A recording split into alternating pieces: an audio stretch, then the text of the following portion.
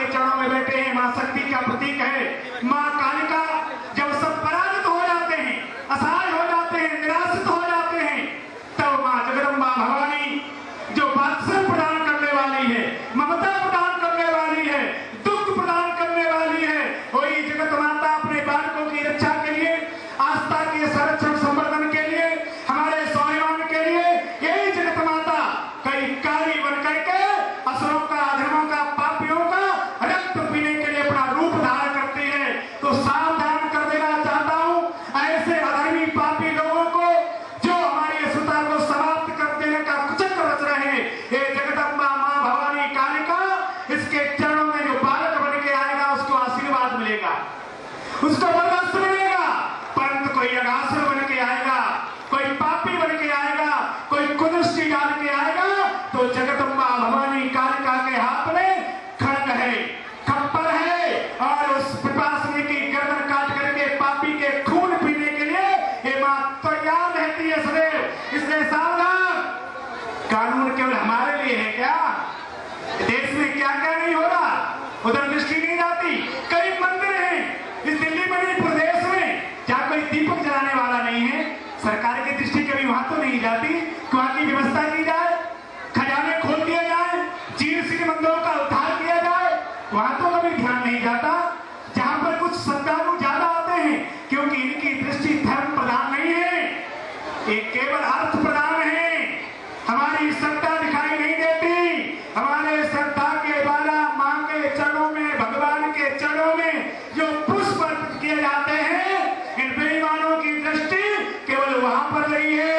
इनकी श्रद्धा न मां से है, न भगवान से है, न देश में है, न राष्ट्र में है, न साधु में, न संतों में, कहीं भी नहीं है, केवल अर्थ में है। ऐसे अधर्मियों का, ऐसे अर्थ पिपासियों का कोई संकल्प तब तक पूर्ण नहीं होगा जब तक ये संत यहाँ पर विराजमान है। अखाड़ा परिषद का एक निर्णय सभी निर्णयों को दुष्ट करने के लिए पर्याप्त है।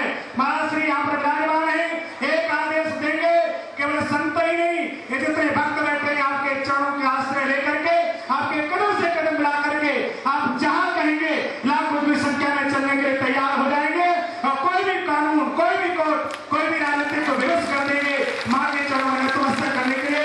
ऐसा संकल्प लेते हैं तो हाथ उठाइए, हाथ उठाइए, मुट्ठी बांधिए। याचना नहीं अमल होगा, बोलिए, यदि याचना करना है क्या? याचना नहीं।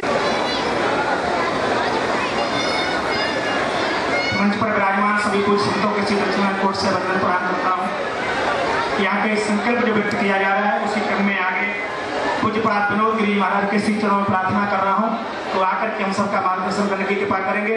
पूज्यपाद श्री विनोद गिरी जी महाराज, आप कृपा करके पधारें, हम सबका मार्गदर्शन करेंगे। आप लोग ताली तो बजा दिया करो, मां कालिका के चरणों में बैठे हो, कर्तव्य ढंग से महात्मा का संतों का स्वागत किया करो। पूज्य महाराज